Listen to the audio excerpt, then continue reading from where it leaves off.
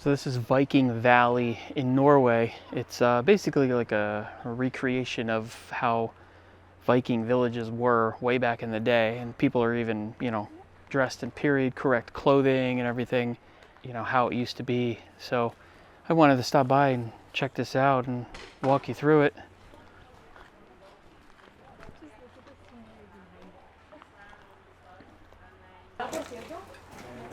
So my best attempt at pronouncing the name is the Njardarheimr Viking Village.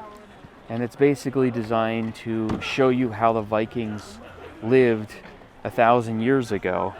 So you can basically just wander all around here and interact with the different people, but it's kind of late in the day and the cruise ships have left, so it's not really busy. There's not a whole bunch going on. But that's kind of nice because then there's a lot less people here, so it's pretty quiet. But there are different stations, basically, and you can, they'll talk about the Viking boats or the Blacksmith Shop or, how they made clothes or what they ate.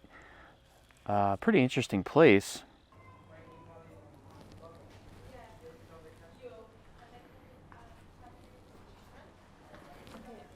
These are awesome. Yeah. I love these. Do they sell these? Like the one in the middle?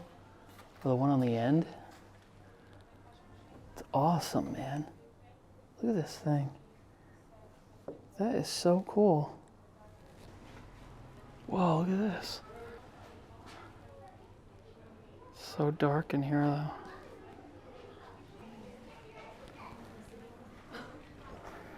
You can learn the language.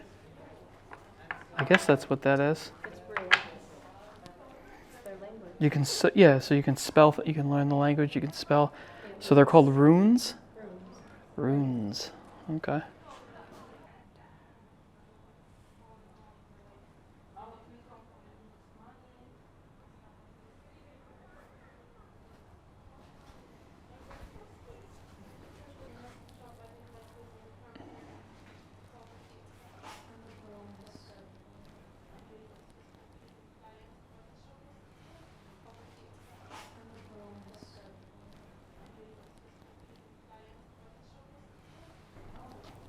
Yeah, these are awesome. If you're a chess player, you can buy these, I think, in the shop, the gift shop. I love that. Or maybe they're not. It's just set up. It's probably a game. It is. It's a Viking game. Okay, so it's a Viking game, but they do have chess pieces that look like that in the gift shop. Oh, cleverly named the Viking game.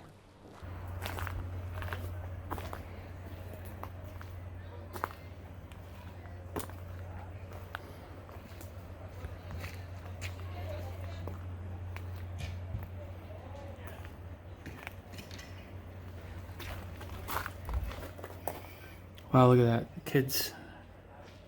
The wooden toys for the kids.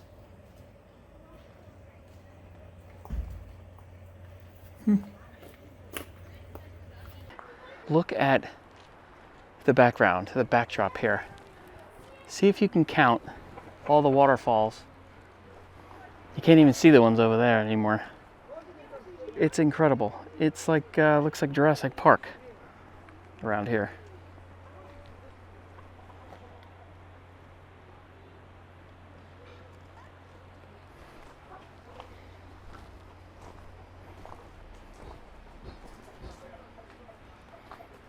That's funny.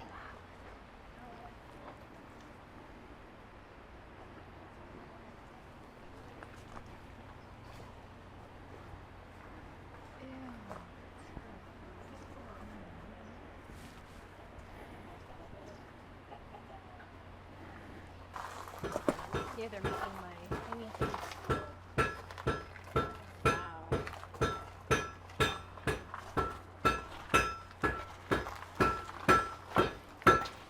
Nice. So coming into the blacksmith shop here, this guy makes all of the things, all these different metal trinkets and candle holders and door knockers and things like that that they sell at the store. So it's, you're buying authentic stuff. It's actually made by someone here who is making it the way they would have made it 1,000 years ago.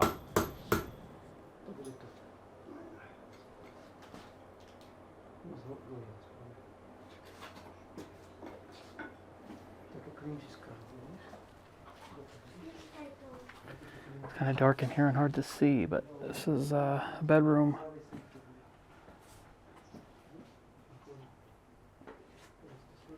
But nice bed, pretty neat. I guess it was basically a whole house, blacksmith house, maybe.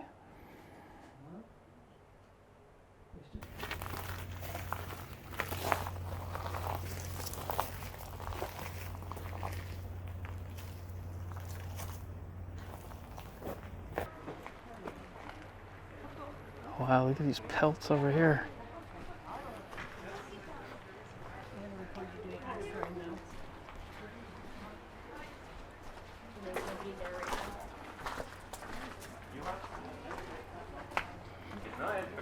Some sheep.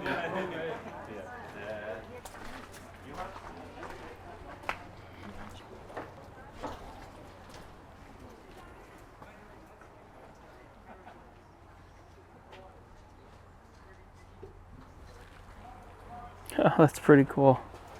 Looks like a fox.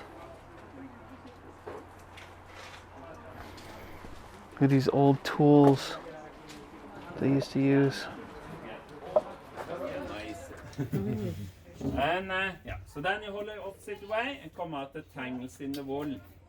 So this person was explaining how those sharp brushes were actually used in making yarn and then eventually clothing, and explained how they made colors with various items with natural sources like leaves and bark and walnut husks. And then the more rare colors were through trade, like indigo, which was blue, and orange and reds. Measuring the pot in that time, I set with a finger or recognize the pot, or experience and stuff like this.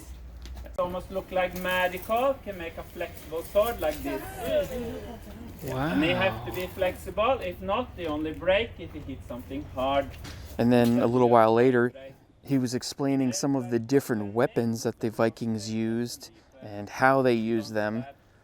And I was blown away by how much the swords could actually bend. But it makes sense, they bent like that so they wouldn't break on impact. And he explained the value of a sword back then. It was 6 horses or 6 slaves, which seems pretty expensive. In Norway alone, they found over 3,500 of these Viking swords over the decades, and actually very often Vikings were buried with their swords too.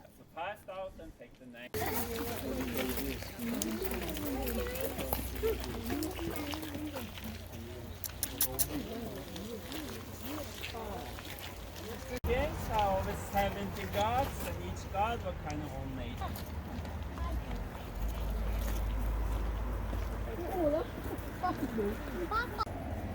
Then we have the god Njord. He had the same name as the fjord down there, Njardarheimr up the Njord. And he was the god of the sea, also god of fortune and trade. And these wooden carvings I showed a little bit before, but they're actually some of their gods. It's believed that the Vikings, prior to the introduction to Christianity, had as many as 66 gods that they worshipped. And these represent a few of them. Frigg, the goddess of marriage and family and motherhood. Tyri, the god of war. Thor, Freya. I mean, there's so many of them. Fallen warriors, so allowed us to come up to the gods. Yeah, then Freya chose first. She wants Arneball. But Odin, he wants the bloodthirsty.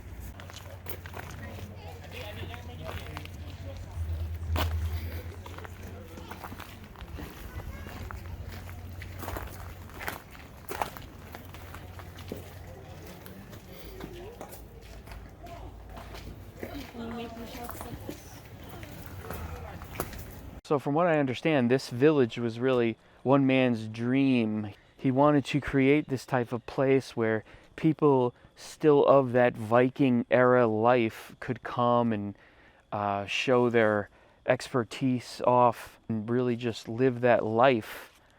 So now they can come here and create this stuff, clothing and carpentry, and I think it's pretty fascinating, and it's we're lucky to have places like this.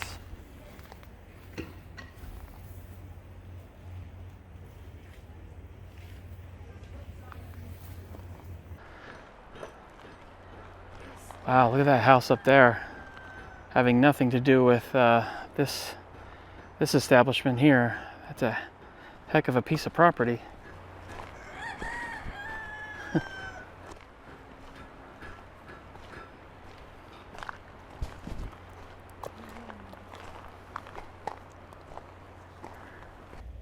So that's it for the tour of this Viking village. Very interesting place, a great way to show what life was like for the Vikings. Hope you enjoyed it, and I'll see you in the next video.